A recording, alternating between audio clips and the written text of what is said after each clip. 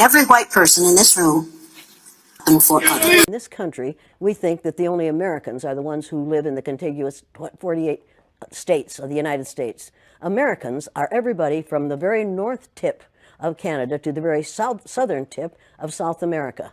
But we, in our arrogance, say that we are the only Americans. If you're really going to keep this America to Americans, we don't dare build a wall on the southern border of the United States, because those people, those brown-skinned people that are going to come across that border are Americans. Perception is everything. White people look vicious and ugly and non-caring and cruel and arrogant and powerful and condescending and angry. Are you angry? No. Oh, good for you. Are you angry? Trying not to. Trying not to be. Now, does that take a lot of energy? Yes. Yes. Are you holding it in? Yes. Yes. And are you trying really, really hard not to react to me? Yes. Yes. And are you trying really hard not to look at me? At the moment, yes. Yes. Why? Because I don't want to make myself more upset. You don't want to make yourself more upset by looking at me. Yes. Right. Does that take a lot of time, a lot of energy? Yes. Yes. Is that hard for you? Yes. Could you develop an ulcer over this? No. If you had to do it every day, what would happen to your blood pressure? It would rise. Yeah. If somebody stood over you and you knew it was going to happen every day, or you expected it to happen every day, or it happened when you didn't expect it to, or it happened to your kids every day, after it happened to your mother every day. Now, getting right along, your hand is still up. You still didn't learn anything, did you? Didn't I just say when your hand is up, you are thinking of what you're going to say instead of what's being said? Didn't I just say that? Yes, you did. And did you hear that? Yes, I did. And did you decide that you were just going to do it your way? I was. Wait a minute, you were on a roll there for a minute. Yes, Thank you very much. Yes, I did. Now, since you choose to not listen to others, what do you suppose we're going to do where you're concerned? No, listen to me. Thank you very much. May I finish what I was saying, no, please? because you're still thinking of what you're going to say instead of what I'm saying. Now, getting right along. I heard what you were saying. You're doing it I again. understand what you were saying. You're doing it again. I don't care. You're doing it because again. It's wrong. You're doing it again. Persecuted her for standing out. You're doing it again. Persecuted him for standing out. The only change that ever happens is when people stand out, and I have to stand back. Martin Luther King Jr. was shot. Are you in any physical danger here? Are you in any physical danger here? Is that girl in any physical danger here? Emmett Till was hanged by his neck after he was beaten almost to death, simply because he made a statement to a white woman. Every time I do the exercise, there is a point at which I know I have made the point. And we could stop there, but you have to nail it down. And so it goes on longer than some people think it should, but you have to nail it down. People at this institution... You've made your point, you're right. Yeah, thank you very much. What is my point that I've made? That you can't make generalizations about any place because there's racism everywhere. That's right. And while it may be...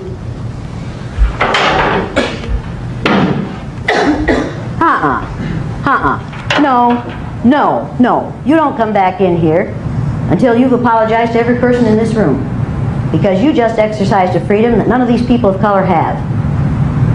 When these people of color get tired of racism, they can't just walk out, because there's no place in this country where they aren't going to be exposed to racism. They can't even stay in their own homes and not be exposed to racism if they turn on the television. But you, as a white female, when you get tired of being judged and treated unfairly on the basis of your eye color, you can walk out that door, and you know it won't happen out there. You exercised a freedom they don't have. If you're going to be in here, you're going to apologize to every black person in this room. And do it now. I'm and sorry. The Latinos, every person of color. Racism in this country. Bullshit! No, you're not going to say, I'm sorry there's racism. You're going to apologize for what you just did. I will not apologize because it is not a matter of race always. Out. Out.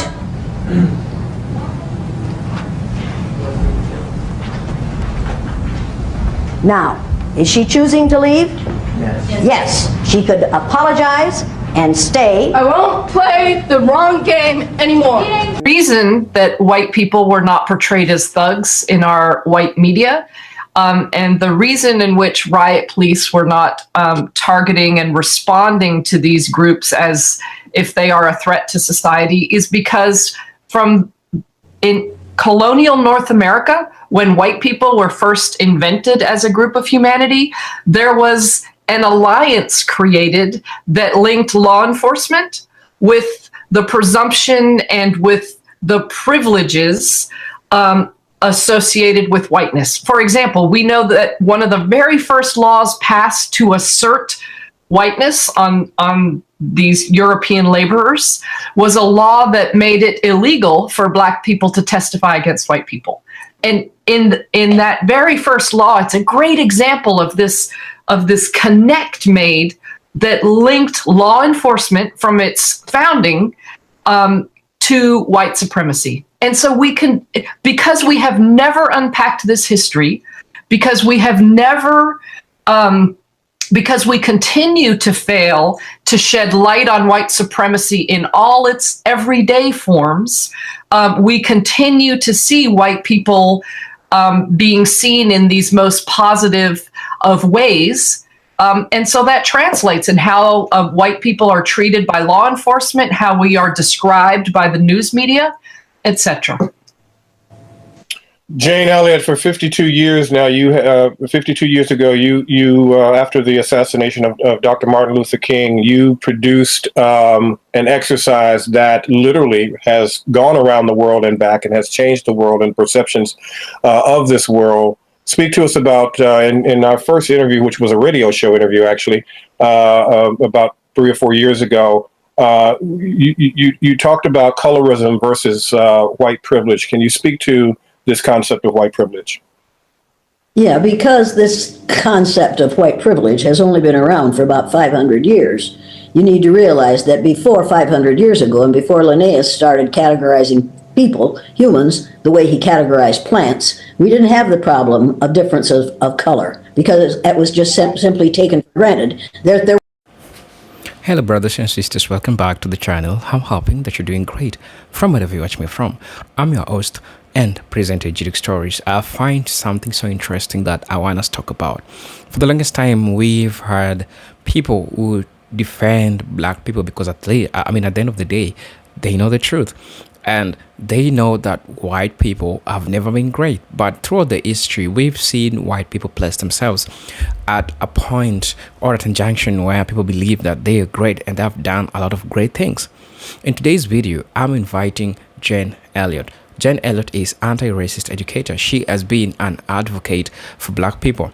As she has advocated for equality, she has advocated for the truth. And she called out white people for the mistakes that they have made. And when you look at the things that he was trying to criticize white Americans for, you get to realize that the problems that the United States is having today is as a result of the mistakes that she was talking about. I mean, look at how racism has caused the United States. Racism cost the United States a lot, millions and billions of money is being lost in racism.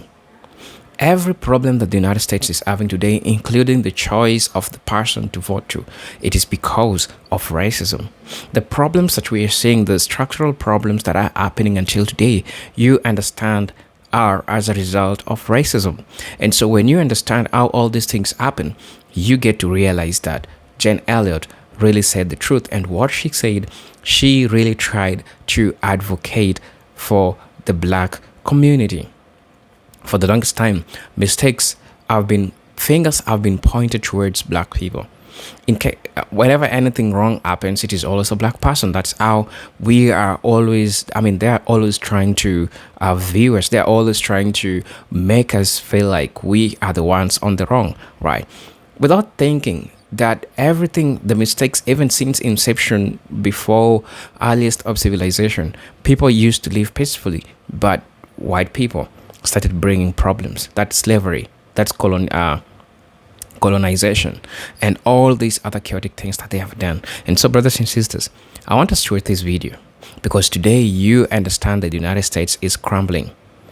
And it's payback time because this is happening in real time. So brothers and sisters, watch the video. I'll be back and then I'll be sharing my thoughts in regards to this. For those watching me for the first time, I'm asking you to please subscribe to the channel, join the membership, and really get to see what I can offer you. And for those who are always coming back, supporting the channel through my Cash App, through my super thanks, man, I'm really, really grateful because you keep me moving. But until then, let's watch the video. I'll be back and then I'll be sharing my thoughts in regards to this. Watch. Were differences in human beings. In about 500 years ago, because they needed a new way to decide who they were going to kill or enslave, they decided instead of working on religion, because you couldn't always tell what religion a person was, they set on skin color. That short a time ago. This hasn't been, people will say, well, it's always been this way. No, it hasn't. There have always been people of many different colors, all of whom are descendants of those first black females who originated in sub-Saharan Africa about, they think now, 500,000 years ago. You see, the white people are only white because they moved, people of color moved, black people moved farther and farther from the equator, and as they moved farther from the equator, their skin got lighter and lighter because their bodies produced less and less melanin. It wasn't until the colonial period that we decided that white people should be declared superior in this country and in the UK. It was a lie then, and it's a lie now. We are all members of the same race. You and I, the three of us, are all cousins. Every person on the face of the earth is a 30th to 50th cousin of every other person on the face of the earth. So we should be talking about colorism instead of racism because there's only one race. And if, as in Peggy McIntosh's list of white privileges, I can stand up and give my opinion without being criticized because of my race, since there's only one race, that should be true for every human being.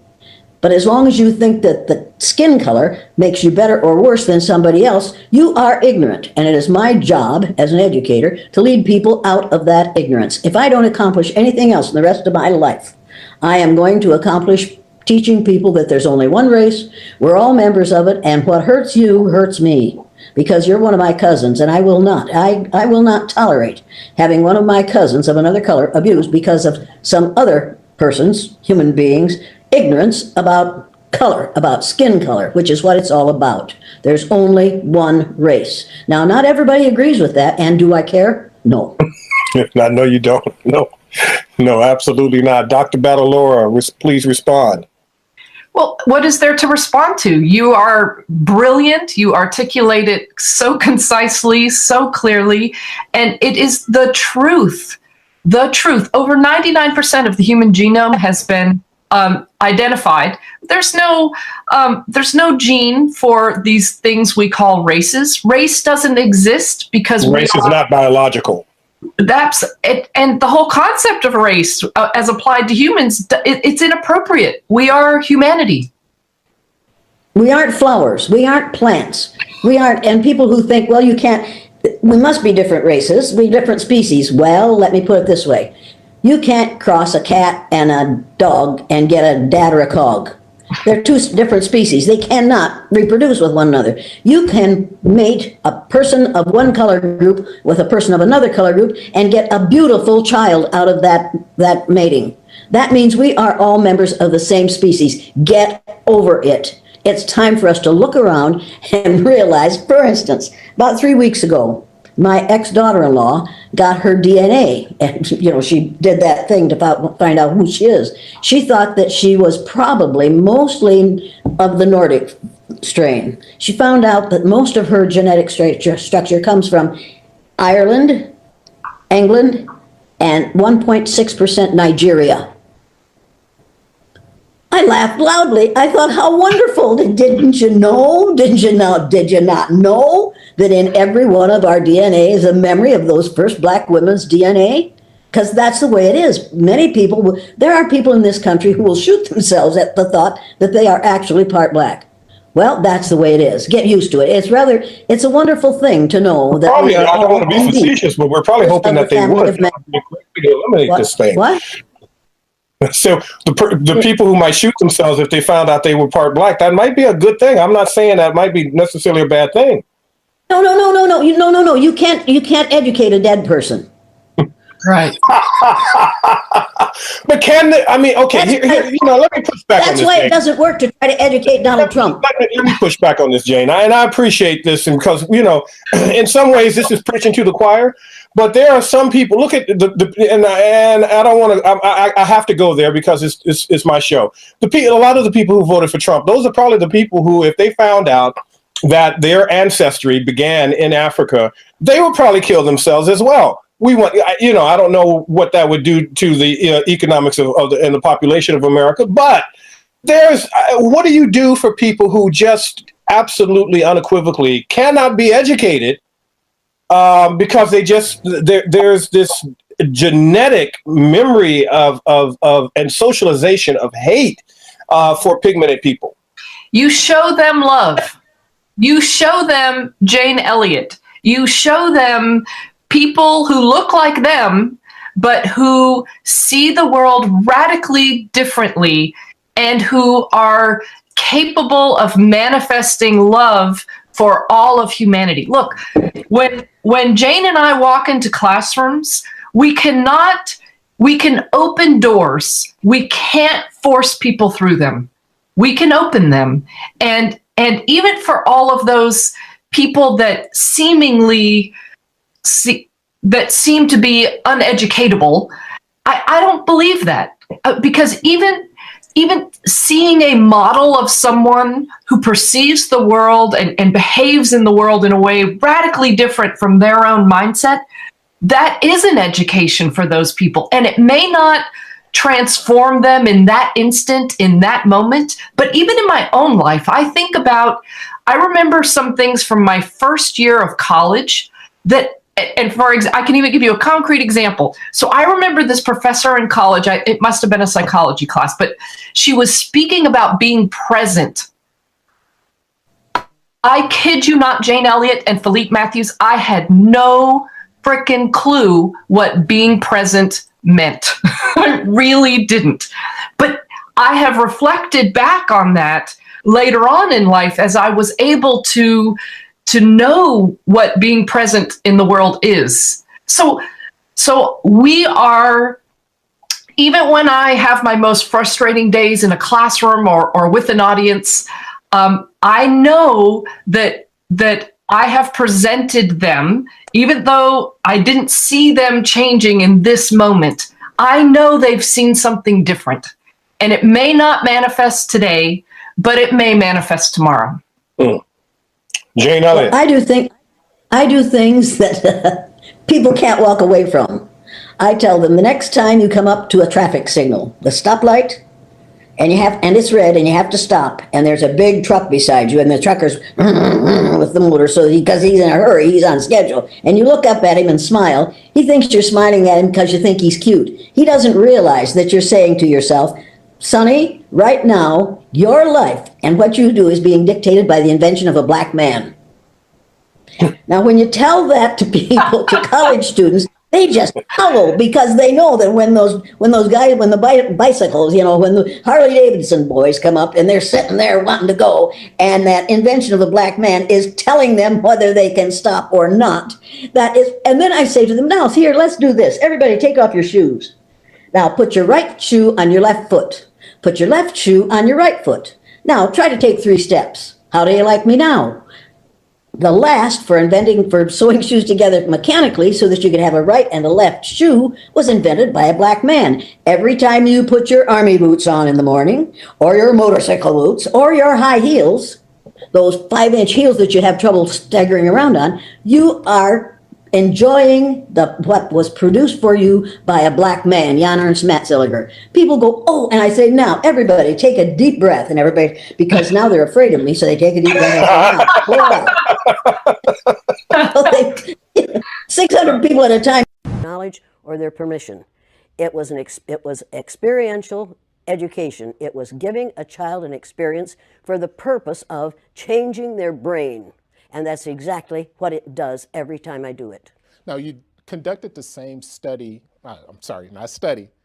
Exercise with adults. Oh, yeah. Oh, yeah. And is it any different between the children and the adults? Adults get more violent. I've been hit several times by white males, angry white males. I've had a knife pulled on me. They ran me out of Uniontown, Pennsylvania at midnight one night. 3 carloads of blacks did, to get me out of town because the teachers that I put through the exercise in a very limited way were so angry that they called the superintendent in the afternoon and said, if you don't get that bitch out of town, we're going to kill her. So they got me out of town. First time I've been scared. And the last time I've been scared. Because I found out that day that they could kill me, but they couldn't kill the idea. Victor Hugo said, no force on earth can stop an idea whose time has come. The idea of one race, the human race, is an idea whose time has come. We are not going to be able to stop it no matter what they do. They can elect Trump after Trump after Trump, and that will not stop the idea that there's only one race on the face of the earth. It's the human race, and we are all members of it. You and I are cousins. Now, if you don't like being my cousin, that's too bad for you. But we are all in the same family. We are members of the family of man. You say that all whites are racist. Can you expound on that, please? Any white person who was born, raised, and schooled in the United States of America, if you aren't a racist, you're a miracle. Either that or you decided to educate yourself. Because education in this country is about white is right, brown's all right, black's got to stand back.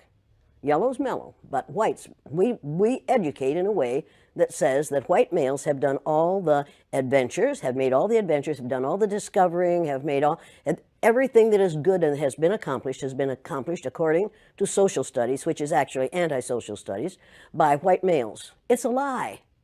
But we do that in order to maintain the myth of white superiority. The myth of race has to be maintained at all costs in this country. Because if white people have to give up the color of their skin as being something that makes them perfect, what do they have left? If we start teaching the truth about history, if we start teaching about Nile Valley contributions to civilization, it will totally change the way we conduct ourselves in the classroom. It will have to. Columbus didn't discover America. You can't discover a place where people are already living. But we celebrate that every October. It's a lie. We need to get over, we need to stop telling the myths and start telling the truth. So when you tell people that they're racist, and it must have some kind of effect, because most people will say, I'm not racist. I'm not a racist. Why, some of my best friends are black. Right. Yeah, and then you say, name one. Or this one, I don't see color. And when some woman says to me, I don't see color, I say, I knew that. If you saw color, you wouldn't dye your hair that way. Or I say, if you saw color, you wouldn't wear that shirt with those pants. I believe that you don't see color. It's an attempt to deny skin color. And it's an attempt to deny what's wrong with seeing the color of my skin. Is it all right for you to see me kind of pink? That's okay for me. I don't mind. And I suspect that you don't mind being seen the color you are. You have a right to be what you are. And until people in this country and people in this world get it into their heads that the first modern human beings that evolved on this earth were black women. They evolved in sub-Saharan Africa about 280,000 years ago, and every human being on the face of the earth today has the memory of those black women's genetic structure in their genes. Now, we don't want to admit that, but that's the way it is. And as people moved farther and farther from the equator, their bodies produced less and less melanin, so their hair, their skin, and their eyes got lighter. As they moved into the east, they ate a lot of fish and a lot of vegetables, so their skin took on a different tone. I found that out when I was raising little kids. My husband worked in a supermarket. He was the head of the produce department. And they had lots of oranges that they couldn't sell, so he'd bring them home. And I was feeding my kids orange juice like you never saw in your life. They began to have an orange cast to their skin. I thought they had a liver problem. So I took him to the doctor, and she said, what are you feeding these kids? I said, well, lots of orange juice. She said, stop it if you want them to stop being orange. Now, if you think that skin color isn't anything other than the body's natural reaction to the natural environment. First and foremost, I would like to thank Miss Jane Eliot. She's an anti-racist educator and also an advocate for equal rights, and they stand for the black community and generally the entirety of human race. It's important to recognize that majority of the problems we are having today are induced, and they are induced by human being. White America is learning the hard way from different spheres, from different economy, because we are seeing the United States crumbling. And I said, and I said it, and I will say it. One of the major problem as to why the United States is crumbling down is because of racism.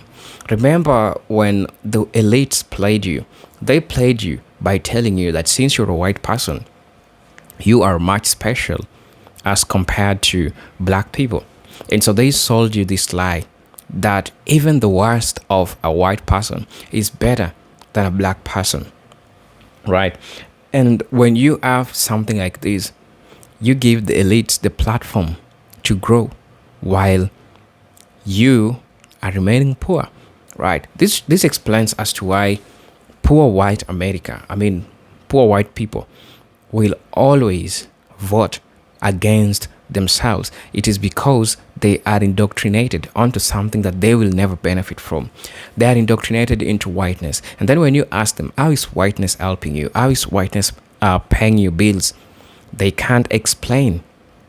But they are always defending the culture. They are always defending the conservatism, right? And so when you try to look at how the indoctrination is causing them, because Mr. Donald Trump will come and they will lie in front of them, and everyone will agree with the lies that they are being given. And so as a result, you realize that as days go by, the same problems that you had are the same problems that will come back. But you say, there's a time that I heard some white people say that they'd rather suffer in the hands of a person that looks like them than to choose a black person to lead the country. And that shows you how people are so much indoctrinated into a fallacy of whiteness.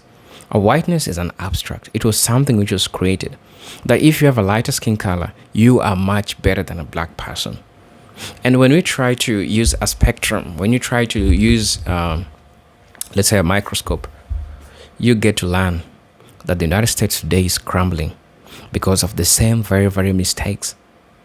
The mistakes of racism, the mistakes of whiteness.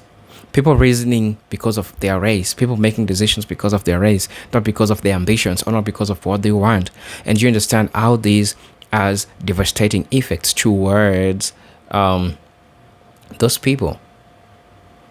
And who have always been lifting the weight? It is black people. Because at the end of the day, the problem is always black people, and that's how they think, that's how they feel. People fail to see that all along the problem has been white America. You'll agree with me that the United States, it is why it is today because of the problems of racism. And this shows you how racism is expensive. People voted overwhelmingly for Donald Trump because he was a white person, or because he is a man of God, or because he protects the culture. And that shows you how indoctrinated people are. That shows you how people are, it's crazy. There are a couple of things that I'm going to be talking about, and I think that it's important. Somebody said that humanity and God's supremacy to eradicate racism is not for us to become colorblind, but for us to see the beauty of a colorful world. I'm going to explain what he's just said. When you hear anti-racist educators like Tim Wise, he really talked about the issue of colorblind and colorblindness in the United States. Being colorblind simply means that you're a person that doesn't see color, that doesn't see race, and that's where the problem is. Because the fundamentals of the United States, as the United States has its fundamentals starting with race. There's so much description. You're a Latino, you're a black person, you're from Caribbean, you are Asian, you're Asian American, you are a Latin American, you are white American, you are a black American, you are Hispanic. Like, we have all these race of people. And so to understand and appreciate the United States and how fragmented it is, you need to see people for who they are and for race they come from. It is a black person, it is a white person, right? And recognizes the differences that these people come from. Because when we have a colorblind effect, we tend not to see the structural problems that black people go through.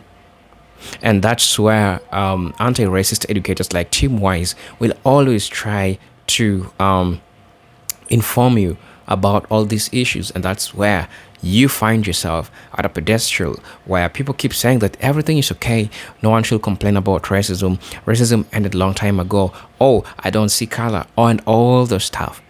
But in the background, you know what is happening, right? And so these are the things that happen, and these are the things that I feel like we should address. Somebody said that I remember the experiment she did on brown-eyed, blue-eyed experiment.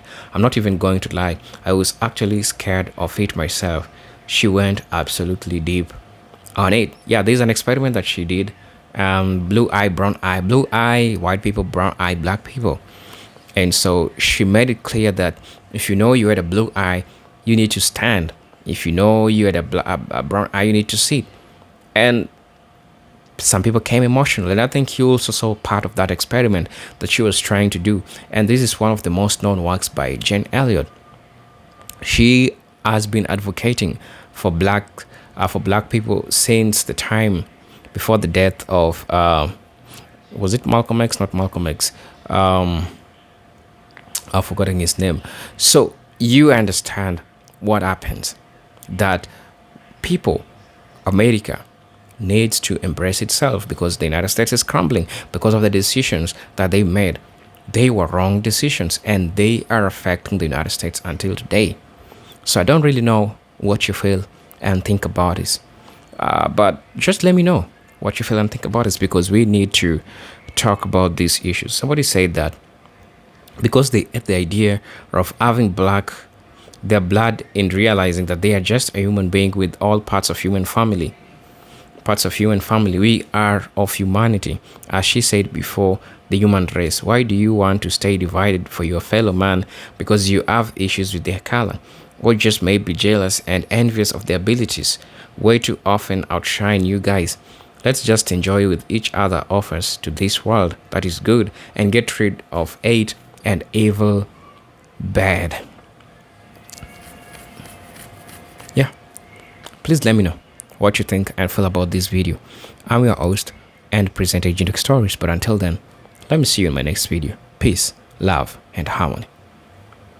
Salute.